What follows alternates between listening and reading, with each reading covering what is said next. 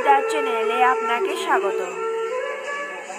অভীষ্টং স্থাপিতং যেন ভূতলে স্বয়ং রূপ কদাময়ম দদাতি স পদান্তিকম। বন্দে অহম শ্রীগুরু শ্রীযুতপদ কমলম শ্রীগুরুন বৈষ্ণবাংশ্চ শ্রীরূপম সাগ্রজাতম সহগণ রঘুনাথান্বিতম তম সজীবম সাদ্বৈতং সবদূতম পরিজন সহিতম কৃষ্ণ চৈতন্য দেবম শ্রী রাধা কৃষ্ণ পাদান সহগণ ললিতা শ্রী বিশাখা নিতাংশ চ। হে কৃষ্ণ করুণা সিন্ধু দীনবন্ধ জগৎপতে গোপেশ গোপিকা কান্ত রাধাকান্ত নমস্তুতে। তপ্ত কাঞ্চন গৌরাঙ্গী রাধে বৃন্দাবনেশ্বরী বৃষভানুসুতে দেবী প্রণমামি হরিপ্রিয়ে। নম মহাবদান্নায় কৃষ্ণ প্রেম প্রদায়তে কৃষ্ণায় কৃষ্ণ চৈতন্য নাম্নে গৌরতীশে নম।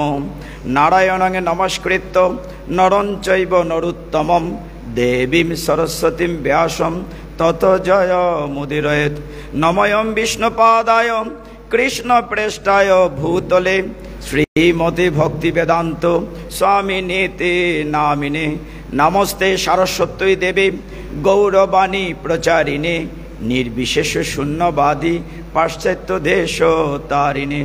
বাঞ্ছাকল্পতরুভ্যশ্চ কৃপা সিন্ধুভ্য এব চ পতিতানাং পাবনেভ্য বৈষ্ণবেভ্যো নমো নমঃ। জয় শ্রীকৃষ্ণ চৈতন্য প্রভু নিত্যানন্দ শ্রী অদ্বৈত গদাধর শ্রীবাসাদি গৌর ভক্ত বৃন্দ। হরে কৃষ্ণ কৃষ্ণ কৃষ্ণ হরে হরে হরে রাম রাম রাম হরে হরে হরে তৎসৎ।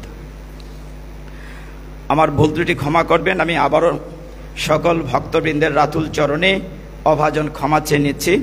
আমি জ্ঞানহীন বিদ্যাহীন বুদ্ধিহীন নরাধম। আবার এই জিনিসটা ভালো লাগে, মানে ইমার্জেন্সি, কোনো প্রস্তুতি নাই, ভগবান যা বলার, আমাদের তো বলার কোনো ক্ষমতা নেই।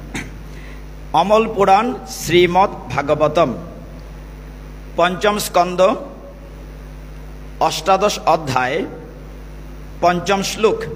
তাহলে আগে পিছে 25, মানে পঞ্চম অধ্যায় পঞ্চম শ্লোক, দুইটা মিল আছে। আরেকটা মিল আছে, আজকে 24 জুন 24 সাল, মানে 2024 সালের 24 জুন, ঠিক আছে কিনা? যদি ভুল বলে না থাকি তা আমরা চেষ্টা করি শ্লোকটা। বিশ্বয়ুদ্ভব স্থান নিরুদ্ধ কর্মতে হি অকর্তু অঙ্গীকৃতম অপি অপাবৃতম যুক্তম ন চিত্রম তৈ কার্য কারণে সর্ব আত্মনি ব্যতিরিক্তে চ বস্তুত বিশ্বয়ুদ্ভব স্থান নিরুদ্ধ কর্মতে হিয় কর্ত অঙ্গীকৃতম অপি অপাবৃত যুক্তম ন চিত্রম তৈ কার্য কারণে সর্ব আত্মনি ব্যতিরিক্তে চ বস্তুত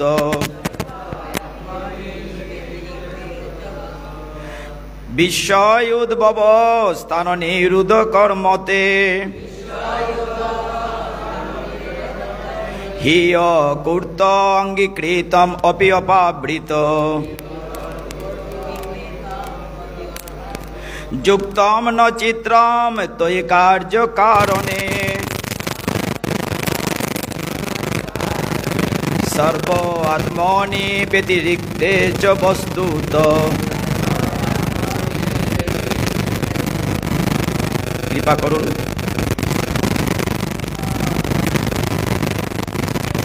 বিশ্বয়ুদ্ভব স্থান নিরুদ্ধ কর্মতে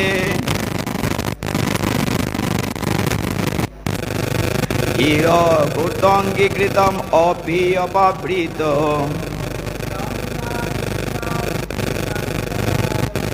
যুক্তম ন চিত্রম তয়ি কার্য কারণে সর্বয়াত্মনি ব্যতিরিক্ত চ বস্তুত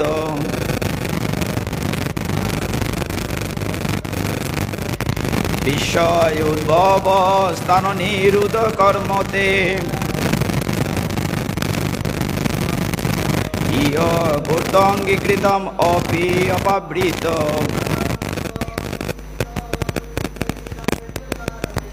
যুক্তম ন চিত্রম তয়ি কার্য কারণে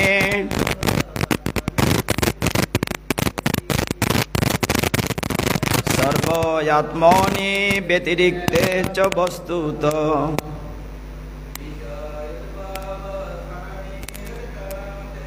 বিষয়োদ্ভব স্থান নিরুদ্ধ কর্মতে হিয় কূর্তয়ঙ্গীকৃতমপি অপাবৃত যুক্তম ন চিত্রম তয়ি কার্য কারণে সর্বয়াত্মনি ব্যতিরিক্তে চ বস্তুত বিষয়োদ্ভব স্থান নিরুদ্ধ কর্মতে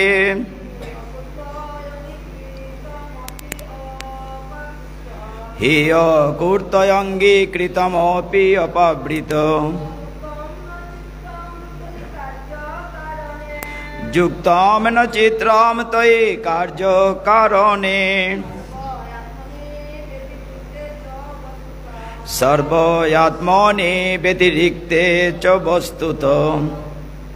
অনুবাদ: হে ভগবান, যদিও আপনি এই জড়জগতের সৃষ্টি, স্থিতি, প্রলয় কার্য থেকে সম্পূর্ণরূপে পৃথক এবং এই সমস্ত কার্যকলাপের দ্বারা আপনি কখনো প্রভাবিত হন না, তবুও তা আপনার দ্বারাই সম্পাদিত হয়েছে বলে স্বীকৃত হয়।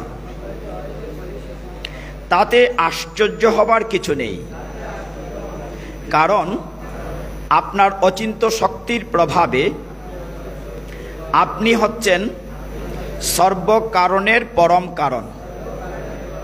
আপনি সমস্ত কার্যের কারণ, যদিও আপনি সব কিছু থেকেই স্বতন্ত্র। এইভাবে আমরা উপলব্ধি করতে পারি যে আপনার অচিন্ত শক্তির দ্বারাই সব কিছু সংগঠিত হচ্ছে। তো এই শ্লোকের যেহেতু তাৎপর্য নেই, আমরা এখানেই শ্লোকে বিশ্রাম দিচ্ছি। অমল পুরাণ শ্রীমদ্ ভাগবতম কি, শ্রীল প্রভুপাদ কি। এই শ্লোকের সাথে খুব সামঞ্জস্য রেখে আমরা যে শ্লোকটি বলি, এখানে বলা হচ্ছে যে সব কিছুর মূলেই অনাদিরাদি গোবিন্দ ভগবান। আর আমরা এই মুহূর্তে বলবো জগতের নাথ জগন্নাথ, কারণ বলা হয়েছে যেই গৌর সেই কৃষ্ণ সেই জগন্নাথ, এভাবে তো বলা হয়ে থাকে। তো বলা হচ্ছে ভগবানকে তিনি সর্বকারণ কারণম। এই শ্লোকের তাৎপর্য যা দাঁড়ায় সেটি হচ্ছে ঈশ্বর পরম কৃষ্ণ সচ্চিদ আনন্দ বিগ্রহ অনাদিরাদি গোবিন্দ সর্বকারণ কারণম। এবং এই শ্লোকের অনুবাদে স্পষ্ট বলা হয়েছে যে সব কিছু তিনি সৃষ্টি করছেন, পালন করছেন, ধ্বংস করছেন। মানে সৃষ্টি স্থিতি লয়ের উনি মালিক, সব কিছু করেছেন, কিন্তু কোনো কিছুতে তিনি নাই। অর্থাৎ আমরা যেভাবে বলে থাকি যে তিনটি গুণ দ্বারা আমরা বদ্ধ, কিন্তু ভগবান গুণাতীত। তিনি তৈরি করেছেন, আবার তিনি কিছুতেই নাই। এই বিষয়টি অদ্ভুতভাবে বোঝানো যায় শ্লোকে। এরপর থেকে আপনারা দেখবেন 6 নম্বর শ্লোক থেকে এই অধ্যায়টি মূলত আমরা এতদিন জম্বুদ্বীপ নিয়ে আলোচনা করেছি, বিভিন্ন বর্ষ নিয়ে আলোচনা করেছি, যে 9টি বর্ষ, এবং প্রত্যেকটি বর্ষের যিনি প্রধান আরাধ্য দেব বা দেবী তাকে নিয়ে আলোচনা হবে। যেমন এর পরের শ্লোকটাতে বলা হচ্ছে ভদ্রাস্য বর্ষের কথা, যেখানে ভগবানের হয়গ্রীব এর আরাধনা করা হয়। আপনারা জানেন তো, হয়গ্রীব, হয় মানে হচ্ছে ঘোড়া, গ্রীব মানে হচ্ছে গলা, মানে যে ভগবানের রূপটার মাথাটা হয় মানে ঘোড়ার মতো, তাকে বলা হচ্ছে হয়গ্রীব।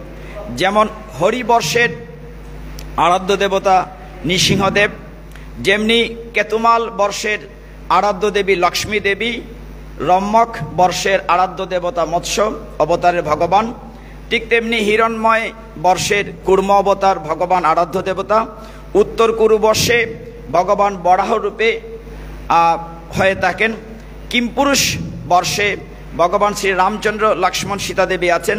আর আমরা যে জায়গাটিতে আছে ভারতবর্ষ, সেটি হচ্ছে নরনারায়ণ। আর ইলাবৃত বর্ষ নিয়ে আমি কথা বলেছি আরেকদিন, যেখানে মহাদেবের আরাধনা হয় আর দুর্গামার অভিশাপ দেওয়া আছে, ওই বর্ষে পুরুষের প্রবেশ নিষেধ, আর পুরুষরা ঢুকলে সব মহিলা হয়ে যাবে, কাজে ওইটা নিয়ে আলোচনা করবো না। হরি বল, রাধা মাধব কি। তো ভগবান জগন্নাথে আমরা চলে যাব, শ্লোকের যেহেতু তাৎপর্য নাই, খুব সময় কম, কিন্তু ইলাবৃত বর্ষ দিয়ে যদি আমরা শুরু করি, যে দেখেন জগন্নাথের লীলা এখন আলোচনা করার কথা, যেহেতু রথ 7 জুলাই, কিন্তু জগন্নাথ এখন কোথায় আছেন? আমি অধিবাসের রাত্রে বলেছিলাম, এই সময়টিকে বলা হয় অনবসর কাল। কি বলা হয়? অনবসর কাল। কতদিন? 15 দিন। 15 দিন। একটু পেছনে যাইতে বুঝতে সুবিধা হবে। দেখেন, ভগবান এত চমৎকার লীলাটি করেছিলেন ইন্দ্রদুম্ন মহারাজকে দিয়ে। ইন্দ্রদুম্ন মহারাজ সত্যযুগে তার মূল পুরোহিতের ছোট ভাই বিদ্যাপতি যখন শবরপল্লী থেকে বিশ্বাবসুর সাথে পরিচয় হয়েছে, যিনি নীলমাধবকে নীলগিরিতে পূজার্চনা করতেন, তার মেয়ের নাম ছিল ললিতা। এখন এই বিদ্যাপতি, এই নামটা শুধু মনে রাখেন, বিদ্যাপতি ব্রাহ্মণ পুরোহিতের, রাজপুরোহিতের ছোট ভাই। সেই বিদ্যাপতি বিয়ে করেছেন একজন ব্রাহ্মণীকে, আবার ওই শবরপল্লীতে গিয়ে অন্তজ শবরপল্লীতে বিয়ে করেছেন শবরকন্যা ললিতাকে। আমি কেন কথাটা বলছি এখানে, ওই অনবসর আসার জন্য। তো ওই ব্রাহ্মণ বংশের ওই মাতাজির যে সকল বংশ হয়েছে, সন্তানের পরে সন্তান, ছেলের ঘরে নাতি, নাতির ঘরে পতি, ওই বংশ পরম্পরায় জগন্নাথের পূজা অর্চনা করে থাকেন পাণ্ডারা 350 দিন। কতদিন? 1 বছর কয়দিন? তারও 15 দিন বাকি থাকে না? এই 15 দিন কারা পূজা করেন? ওই যে দহিতাপতি বলা হয়, বিশ্বাবসু মেয়ে ললিতা, ললিতার যে বংশধর, মানে বিদ্যাপতিরই সন্তান, অর্থাৎ যারা অন্তজ সন্তান, তারা অধিকার পান ওই 15 দিন সেবা পূজা করার জন্য। সেই অনবসর কালে এবং পুরীতে সবচেয়ে আনন্দের বিষয় সেটি হলো এই 15 দিন জগন্নাথ, বলদেব, সুভদ্রা মহারানী অন্তরালে আছেন প্রেম জোরে। ভক্তরা এই বছর তার বেশি স্নান করিয়েছে, সকাল 8টা থেকে শুরু হয়েছে। তো ভগবান জললীলায় আছেন। এই সময়টাকে বিশেষ করে এটি পাচন বিশেষ উপাদেয় দেওয়া হয়। অনেক মাতাজিরা এই সময় ভগবানের মুখের রুচি যেহেতু নষ্ট হয়ে যায়, জগন্নাথের ওই শিম বিচি বাজা, কাঁঠাল বিচি বাজা ওইগুলো দিয়ে থাকেন। আর ওই 15 দিন পুরীতে ওই দুহিতাপতিরা পর্দার অন্তরালে জগন্নাথের সেবা করেন, ওইখানে ভোগ নিবেদন করেন। ওই ঘরের ভিতর থেকে তারাও প্রসাদ পান, উচ্ছিষ্ট সেখানে জমা থাকে। 15 দিন পরে যখন এটা খোলা হয়, তখন দেখা যায় ওইখানে উচ্ছিষ্ট সব ফ্রেশ, কোনো পচা গন্ধ নাই, ফ্রিজে রাখার মতো। অদ্ভুত বিষয়। আর যে কাজটি করা হয়, অনবসর কালের শেষে ভগবান জগন্নাথ, বলদেব, সুভদ্রা মহারানীকে নতুন করে আবার অঙ্গরাগ করা হয়। নতুন করে, ওই যে স্নানের কারণে রং টং নষ্ট হয়ে যেতে পারে, এরপরে আবার নতুন করে সাজসজ্জা দিয়ে নতুন বস্ত্র পরিয়ে রথযাত্রার জন্য প্রস্তুত করে আনা হয়। এই হচ্ছে অনবসর কালটা।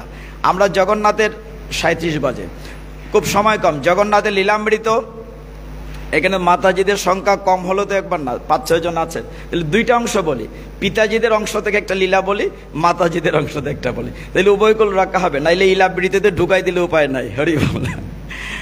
তো আমরা আছি সব ভারতবর্ষে, অসুবিধা নাই। আপনারা ভক্তি পুরুষোত্তম স্বামী মহারাজের জগন্নাথ গ্রন্থটি অনেকেই পড়েন, লীলা আছেন। আমি কমন লীলাগুলো বলবো না, একদম পেছন থেকে একটা লীলা বলি। কমন লীলাগুলো আপনারা আলোচনা করেন, যেমন এই যে পদ্মাবতী বেগুন খেতে গিয়েছিল, গান শোনার জন্য জগন্নাথ গিয়েছিলেন, কিংবা পরামর্শ দর্জির কথা আছে দিল্লির, ওই যে পিঠে খুঁজছিল, কিংবা গীতা পাণ্ডার কাহিনী আছে, অনেক অনেক কাহিনী আছে। পিছন দিকে কাঞ্চি অভিযান থেকে একটা কথা বলি। কাঞ্চি অভিযান আমরা কে কে শুনেছি? একজন পাওয়া গেল, দুইজন পাওয়া গেল, তিনজন। তো কাঞ্চি অভিযানটা হলো পিতাজিদের বীরত্ব, আর শ্রেয়া চণ্ডীলে না হচ্ছে লক্ষ্মী দেবী মাতাজিদের বীরত্ব। দুইটা অংশ বলার যদি সুযোগ পাই, মানে জগতের নাথ কত কৃপালু এটা বলে শেষ করা যাবে না। সমস্ত মন্দিরে ভগবানের বিভিন্ন রূপে বিগ্রহ থাকে, ভক্তরা দর্শন করতে যায়, আর একমাত্র জগন্নাথ মন্দির ছেড়ে রাজপথে চলে আসেন ভক্তদের দেখা দেওয়ার জন্য। শুধু এই ডিফারেন্সটা যদি আমরা বুঝি, এবং শাস্ত্রে কেতে বলছে রথেচ বামনং দৃষ্টা পুনর্জন্ম ন বিদ্যতে, অর্থাৎ রথের উপরে বামন রূপী জগন্নাথকে দর্শন করলে আর এই জ্বালাময় জগতে জন্ম মৃত্যুর চক্রে আসতে হয় না, আপনি মুক্তি পেয়ে ভগবত ধামে চলে যাবেন। হরি বল। এই শুধু দর্শন করলে, রজ্জু ধরলে রথের এখানে। তো এই বিষয়টি গুরুত্ব দেওয়া হয়েছে। এক সময় ভারতের উড়িষ্যার দিকে গঙ্গ রাজবংশ, গঙ্গ রাজবংশের একজন রাজা ছিলেন, তার নাম ছিল পুরুষোত্তম দেব। তো পুরুষোত্তম দেব জগন্নাথের প্রচণ্ড ভক্ত, জগন্নাথ বলদেব সুভদ্রা মহারানীর নিয়মিত পূজা অর্চনা করেন। তো পুরুষোত্তম দেব কিন্তু বিয়ে করেননি। তিনি একবার রাজ্য থেকে বেড়াতে রওনা হয়েছেন, রাজ্য ভ্রমণে বেরিয়েছেন। পুরুষোত্তম দেব রাজ্য ভ্রমণে বেড়াতে বেড়াতে গিয়েছেন এমন একটি রাজ্যে, যে রাজ্যের আগে যান নাই। রাজ্যটির নাম হচ্ছে কাঞ্চি। কাঞ্চি রাজ্যে গিয়েছেন। সেখানে যাওয়ার পরে তিনি যখন ক্লান্ত হলেন, বাগানে, ওই রাজ্যের বাগানে তাঁবু গেড়ে, টেন্ট, আপনারা দেখেছেন রাজারা বিভিন্ন জায়গায় তাঁবু গেড়ে ক্যাম্প, নামগুলো অনেকগুলো প্রায় সিমিলার থাকে। তো পদ্মাবতীর সাথে এই রাজার সাথে দেখা হয়েছে পুরুষোত্তম দেবের। তাদের ভিতরে কিছুটা ভাব বিনিময় হয়েছে। দুই একদিন পরেই রাজা যখন খবর পেলেন, কাঞ্চিরাজ, যে আরেক দেশের রাজা এসছেন, গঙ্গ রাজবংশীয় পুরুষোত্তম দেব, তখন তিনি তাদেরকে রিসিভ করে নিয়ে গেছেন রাজার বাড়িতে। রাজার লোকজন অত্যন্ত যত্ন আত্তি করেছেন, খাওয়া দাওয়ার ব্যবস্থা করেছেন। তারপরে এই রাজা চিন্তা করলেন একটা উপযুক্ত পাত্র, তাকে যদি আমার মেয়েটি দিতে পারি তাহলে সম্বন্ধটা ভালো হয়। রাজা মতামত দিলেন, আর এইদিকে পুরুষোত্তম দেব খুব খুশি হলেন, উনিও তো মনে মনে চাচ্ছিলেন। তো রাজ্য থেকে যখন ফিরে গেলেন, ঘড়ির কাঁটা দ্রুত ঘুরছে, তাড়াতাড়ি যেতে হবে। তো তিনি যখন রাজ্যে ফিরে গেলেন, কিছুদিন পরে আমরা যেন সম্বন্ধের জন্য মুরব্বী লেভেলের লোক পাঠাই দেখা সাক্ষাৎ বা আলাপ আলোচনা করার জন্য। তো কাঞ্চি রাজা তার মন্ত্রীকে পাঠালেন সেই উড়িষ্যাতে পুরুষোত্তম দেবের রাজবাড়িতে বিয়ের আলাপ টালাপ ঠিক করার জন্য। তখন ছিল রথযাত্রা মহোৎসব। রথযাত্রা মহোৎসব শুরু হয়েছে। রাজা পুরুষোত্তম দেব, এই উপাখ্যানের শুরুতেই বলা আছে কথাটি, যে তিনি রথযাত্রায় প্রতি বৎসর নিজে ঝাড়ু দিতেন, যেমন এখন আমরা যেটা করি যে রাজপথ ঝাড়ু দিতেন জগন্নাথ যে পথ দিয়ে যাবেন। তো রাজা পুরুষোত্তম দেব কি করলেন, ভগবান রাজপথে আসবেন, জগন্নাথ বলদেব সুভদ্রা মহারানী, তিনি রাজপথ ঝাড়ু দিচ্ছেন। মন্ত্রী ওই রাজার বাড়িতে ছিলেন মেয়ের আলাপের জন্য, রাজার মেয়ের জন্য। এখন ঘর থেকে বেরিয়ে দেখেন যার জন্য মেয়ে বিয়ের আলাপ নিয়ে এসছেন, তিনি একটা চণ্ডালের কাজ করছেন, মানে ঝাড়ু দিচ্ছেন, একে নিম্ন শ্রেণীর লোকের কাজ করছেন, সুইপারের কাজ করছেন। দেখে তো মন্ত্রীর খুব রাগ হলো, মনে মনে কষ্ট পেলেন যে ওই চণ্ডালের সাথে নাকি রাজার মেয়ের বিয়ে দেবে, তা হতেই পারে না। মন্ত্রী ঘুরে চলে গেলেন, গিয়ে রাজাকে বললেন, আপনি কার সাথে মেয়ের সম্বন্ধ দেওয়ার জন্য আমাকে পাঠিয়েছেন? ও তো একটা চণ্ডাল, ও একটা এই ঝাড়ুদার, ওর সাথে বিয়ে দেয়া যাবে না। যখন এই খবরটা শুনলেন, পুরুষোত্তম দেব মনে কষ্ট পেলেন। তারপরে আরও একটি সংবাদ শুনে আরো বেশি কষ্ট পেলেন ওই মেয়ে এবং উনিও। কি সংবাদ? রাজা কাঞ্চি কি করেছে, ঘোষণা দিয়েছে যে খুব শীঘ্রই তার মেয়ের বিয়ে হবে, স্বয়ম্বর সভা হবে। আশেপাশের যত রাজপুত্রকে নিমন্ত্রণ করা হয়েছে, কিন্তু পুরুষোত্তম দেবকে নিমন্ত্রণও করা হয় নাই। কাজেই রাগ হওয়ার কথা। এখন অন্য জায়গায় বিয়ে হয়ে যাবে তার ভালোবাসার মানুষটির। তিনি কি করলেন, জগন্নাথ বলদেবের কাছে প্রণাম করে বলেন কি করা যায়। তিনি যুদ্ধ ঘোষণা করলেন। আগের দিনের নিয়ম ছিল, যদি ক্ষত্রিয় এক রাজার এক রাজাকে যুদ্ধে আহ্বান করলে যুদ্ধ করতে বাধ্য ছিল, যেমন পাশা খেলা আহ্বান করলে আসতে হবে, যুগ দিতে হবে। তো তিনি ওই কাঞ্চি রাজাকে বললেন, যে তুমি আমার সাথে যুদ্ধ করো, এই স্বয়ম্বর সভাটা বা কিছু না। এখন যুদ্ধের জন্য প্রস্তুতি হলো, উভয় পক্ষের একেবারে মার কাট। কিন্তু দুর্ভাগ্যবশত পুরুষোত্তম দেবের তাঁবুতে রাজ সেনাবাহিনী যেখানে আগুন লেগে গেল। তো এই যাত্রা, তবে যুদ্ধের আগে একটা কন্ডিশন ছিল, শর্তটা মনে রাখতে হবে। কাঞ্চি রাজা বলছিল, হে পুরুষোত্তম দেব, কাঞ্চি রাজা কিন্তু আবার গণপতির ভক্ত, মানে গণেশের পূজারী। তিনি বলছিল যে তুমি যদি হেরে যাও, তোমার তো আরাধ্য দেবতা জগন্নাথ বলদেব, সুভদ্রা মহারানী, এগুলো আমাকে দিয়ে দিতে হবে, আর ওইগুলো নিয়ে আমার গণেশের পিছনে বসাবো, অপমান করা। আর যদি আমি হেরে যাই, তাহলে গণপতিকে এই জগন্নাথ বলদেবের পিছনে বসাবে। যুদ্ধ শুরু হলো, কিন্তু মধ্যপথেই তাদের তাঁবুতে আগুন লেগে যাওয়াতে তারা হেরে গেলেন না, যুদ্ধক্ষেত্র থেকে পালিয়ে আসলেন। এসে জগন্নাথ বলদেবের কাছে কি কান্না, পরম ভক্ত পুরুষোত্তম দেব কাছে, যে হে জগতের নাথ জগন্নাথ, তাহলে তোমার অপমান মানে তো আমার অপমান, আমার পরাজয় মানে তোমার পরাজয়।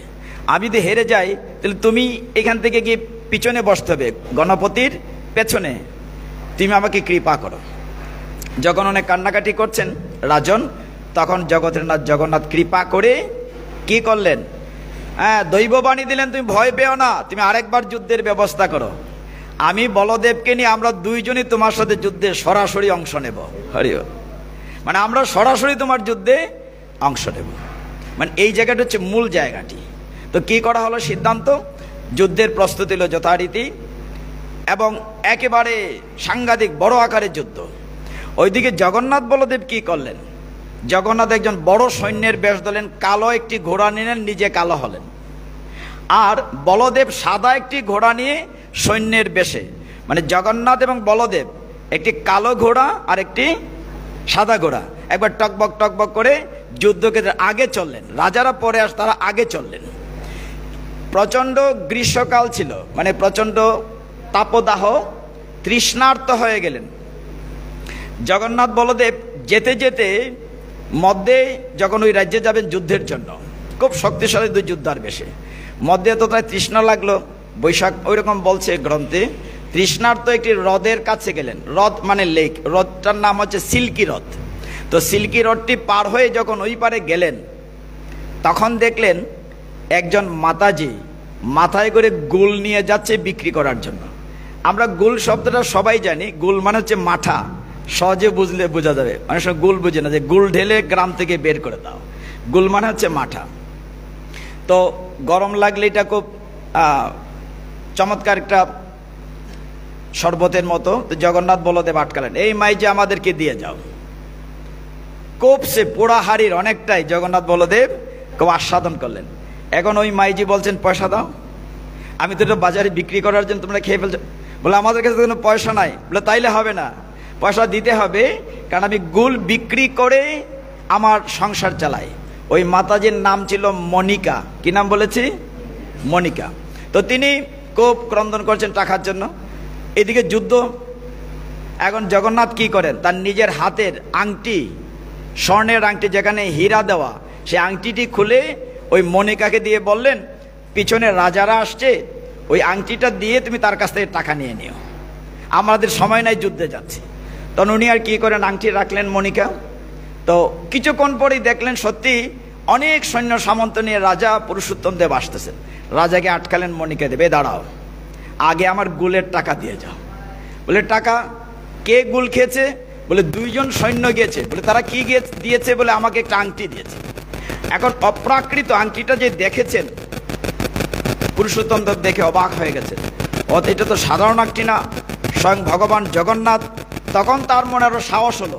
ওই যে জগন্নাথ বলেছিলেন যে আমি তোমার সাথে যুদ্ধে সহযোগিতা করব, সত্যি সত্যি দিলে এখন ব্যাটেল ফিল্ডে যুদ্ধক্ষেত্রে জগন্নাথ এবং বলদেব স্বয়ং যুদ্ধে সহযোগিতা করছেন। খুব খুশি হলেন, সাহস হলো রাজা। তিনি ঠিক আছে টাকা দেব। তিনি টাকা দিয়ে চলে গেলেন। শুধু চলে গেলেন না, এই জায়গাটিতে একটা ঘটনা আছে। ঘটনাটা কি?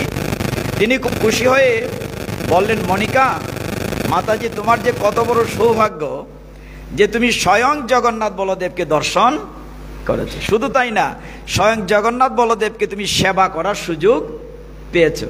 এই যে তুমি গুল খাইয়েছো, মানে আমিও পাই না, তুমি সরাসরি জগন্নাথ বলদেবকে সেবা করার সুযোগ পেয়েছো।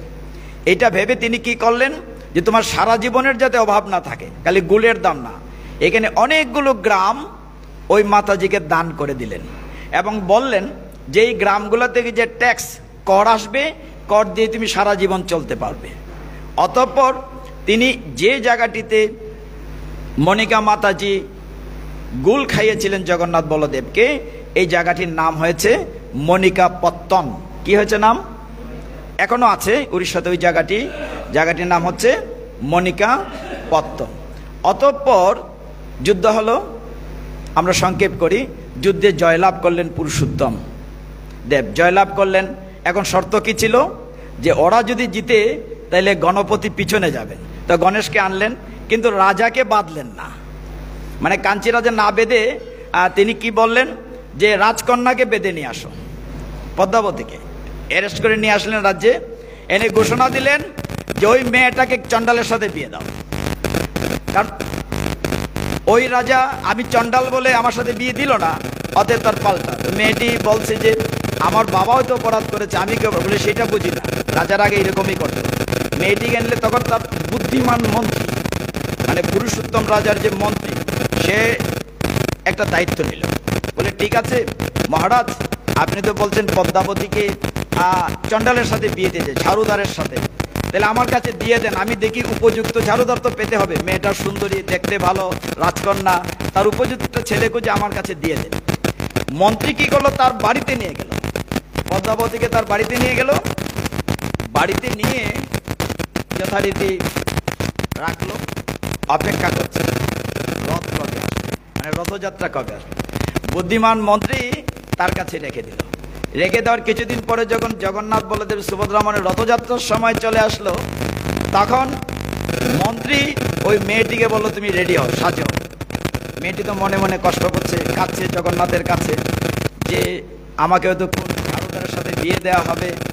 মন্ত্রী বলছে হ্যাঁ দেওয়া হবে, তোমার আদেশ হয়েছে দিতে হবে, চণ্ডালের সাথে বিয়ে দেওয়া, ঝাড়ুদারের সাথে, তুমি সাজো। মানে পরিচারিকাদের মেয়েটিকে সাজালো, সাজিয়ে পালকিতে উঠালো, পালকিতে উঠে চলো আমার সাথে।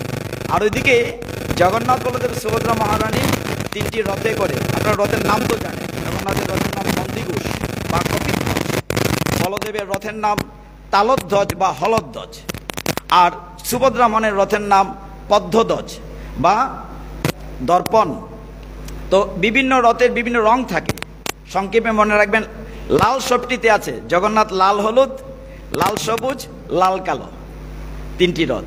রথ নিয়ে যখন জগন্নাথ বেরুলেন, যথারীতি রাজা কি করলেন, রাজার দায়িত্ব কি, হ্যাঁ স্বর্ণের ঝাড়ু দিয়ে জগন্নাথের রাস্তা ঝাড়ু দেওয়া। তো রাজা গিয়ে যে ঝাড়ু দেওয়া শুরু করেছে, তখন ওই পালকিটা নিয়ে মন্ত্রী ওই রাজার সামনে দাঁড় করেছে, বলছে রাজন আমি উপযুক্ত পাত্র পেয়েছি। তাই নাকি, মন্ত্রী ভালো, মণিকা এই পদ্মাবতীকে নিয়ে এসছিল, হ্যাঁ ঝাড়ুদারের সাথে বিয়ে দেওয়ার জন্য তো নিয়ে আসছে। বলে কোথায় উপযুক্ত ঝাড়ুদার চণ্ডাল? বলে কেন, আপনি তো সেই উপযুক্ত চণ্ডাল ঝাড়ুদার। হরি বল, প্রমাণ দেখেন আপনার হাতে এখন ঝাড়ু, সবাই বলক আপনি ঝাড়ুদার কিনা। আর আপনি বলেছেন এই মেয়েটিকে বিয়ে দিতে হবে একজন চণ্ডাল ঝাড়ুদারের সাথে। তখন রাজা বললেন মন্ত্রী তুমি তো সাংঘাতিক বুদ্ধিমান, বলে এই জন্য তো আমি এতদিন অপেক্ষা করেছি, রথ আসুক তারপরে আপনাদের মিলন ঘটিয়ে দেব। তো এইভাবে জগন্নাথ ভক্তদের মনোবাঞ্ছা পূর্ণ করেন। যাই হোক, তো জগতের নাথ জগন্নাথ এইভাবে, ও শেষের অংশটি বলিনি, আর 3 মিনিট আছে, শেষের অংশটা বলি। জগন্নাথের পুরীতে যখন গণপতিকে পেছনে আনা হলো, এখনো আছে গণপতির মন্দিরটি, জগন্নাথ বলদেব সুভদ্রা মহারানীর আরেকটা মন্দির আছে, আমরা আরেকদিন বলেছি কমলা মায়ের, দুর্গা মায়ের যে মহাপ্রসাদের কাহিনী নিয়ে বলেছি, সেটিও আছে, তো কমলা দেবীর। তো গণপতিকে যখন পেছনে বসানো হয়েছে মন্দির আলাদা করে, সেইখানে একটা মজার ঘটনা আছে যে কিছুদিন পরে আরও বিগ্রহ ছিল, রাধাকান্ত, শ্রী রাধাকান্ত আরেকটি বিগ্রহ সেট ছিল। তো দেখা গেল যে 56 পদের যখন রান্না করে ভোগ নিবেদন করে জগন্নাথ কাছে আনা হয়, জগন্নাথ খেয়াল করেন, কিন্তু আস্তে আস্তে দেখে যায় কমে যায়, মানে এগুলো যায় কই, মানে কে খেয়ে ফেলে মাঝখানে। এখন দেখা গেল যে শ্রী রাধাকান্ত মধ্যেখানে ভাগ বসায় খেয়ে ফেলে।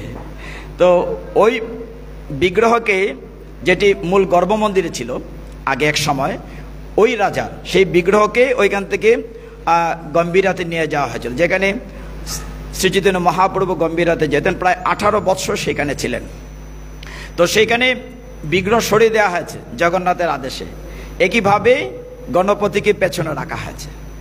মুদ্রা কথা হচ্ছে তিনি কতটা কৃপালু জগতের নাথ জগন্নাথ। দেখেন, যুদ্ধ ঠিক রেখেছেন, আবার তাদের মনের বাসনাও পূর্ণ করেছেন, আবার তাদেরকে মিলনও ঘটিয়ে দিয়েছেন। মানে আমি কথাটা এই কারণে বলছি যে যদিও উপাখ্যানটির নাম কাঞ্চি অভিযান, জগন্নাথ লীলামৃতে গ্রন্থের কাঞ্চি অভিযান, কিন্তু অভিযানের সমাপ্তিটা কি? সমাপ্তিটা হচ্ছে জগতের নাথ জগন্নাথ তার মনোবাঞ্ছা পূর্ণ করেছেন।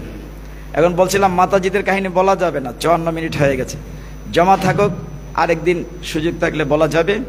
তো আমরা অমল পুরাণ যে জায়গাটিতে ছিলাম, এখন আপনারা মাতাজিদের দায়িত্ব হলো, ভগবান প্রেম জোরে আছেন জগন্নাথ, আপনারা একটু পাচন টাচন জগন্নাথকে দেবেন, বা বিশেষ কিছু দেওয়ার সুযোগ থাকলে সেবা করার, এই মনিকার মতো সেবা করার, পদ্মাবতীর মতো সেবা করার চেষ্টা নেবেন। কারণ এই সময়টা বৎসরে একবারই আসে। জগন্নাথ বলদেব সুভদ্রা মহারানী যেহেতুক্ষণ অনবসর কালে আছেন, এই 15 দিন, আর এই 15 দিন সেবা পূজার দায়িত্ব নিয়েছে দয়িতাপতিরা। এবং জগন্নাথের মন্দির অনেকে দর্শন করেছেন, এখানে একটি বংশ পরম্পরা খুব গুরুত্বপূর্ণভাবে মানা হয়, কঠোরভাবে। যারা মাটির পাতিল তৈরি করে রান্না করার, তার বংশ পরম্পরা শুধু মাটির পাতিলই তৈরি করে। যারা লাকড়ি কাটে, লাকড়ি কাটে বংশ পরম্পরায়। যারা সেবা পূজা করে, পাণ্ডারা তার সেই করে।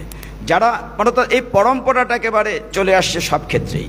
তো আমাদের সৌভাগ্য, আন্তর্জাতিক কৃষ্ণ ভাবনামৃত সংঘ প্রতিষ্ঠাতা আচার্য শ্রীল প্রভুপাদ, দেখেন এই রথযাত্রাটা উড়িষ্যা থেকে এই বাংলায়, বাংলা বলতে বাংলাদেশ বলছি না, মান পশ্চিমবঙ্গ বাংলাদেশ, এই বাংলায় নিয়ে এসছেন কলিযুগ পাবনতা শ্রীমন মহাপ্রভু।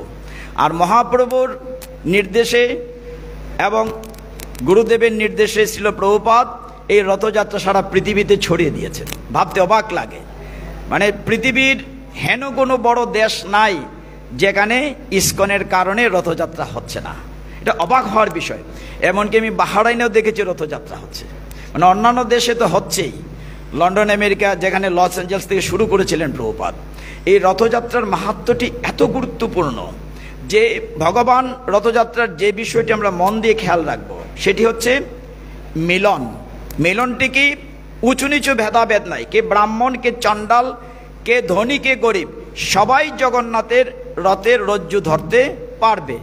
যেমন অন্যান্য ভগবানের রূপের যখন স্নান হয় বা অভিষেক হয় বা আবির্ভাব তিথি পালন করা হয়, সবাই কিন্তু জল দিতে পারে না, দুধ দিতে পারে না, অভিষেক করাতে পারে না। কিন্তু জগন্নাথের আবির্ভাব তিথি যেদিন গত স্নান যাত্রা গেল, সবাই, এটা একটা বিশাল বিষয় মনে রাখার মতো। এবং এই কারণে তিনি জগতের নাথ জগন্নাথ। জগন্নাথ স্বামী নয়ন পথগামী ভবতুমে। যদি কারো কোনো সংযোজন থাকে, 4 মিনিট আছে, প্রশ্ন না, প্রশ্ন করলে পারবো না, আমি জ্ঞানহীন। কোনো সংযোজন বিয়োজন? ভক্তি পুরুষোত্তম স্বামী মহারাজের জগন্নাথ গ্রন্থটিতে অনেক তত্ত্ব আছে, আশা করি আপনারা সকলেই পড়েন। কারো কিছু জিজ্ঞাসা না থাকলে আমরা শেষ করি। আরেকটা দায়িত্ব ছিল, রিপাহারা প্রভু একটা দায়িত্ব দিয়ে গিয়েছেন। দায়িত্বটা হচ্ছে, এটা পাঠের পর আপনার 1 মিনিট থাকবেন, এটা ক্লোজ করে ফেলি। অমল পুরাণ শ্রীমদ্ ভাগবতম কি, ইস্কন প্রতিষ্ঠাতা আচার্য শিল প্রভুপাদ কি, জয় সীতানাথ প্রেমানন্দে, এটা ক্লোজ করেন।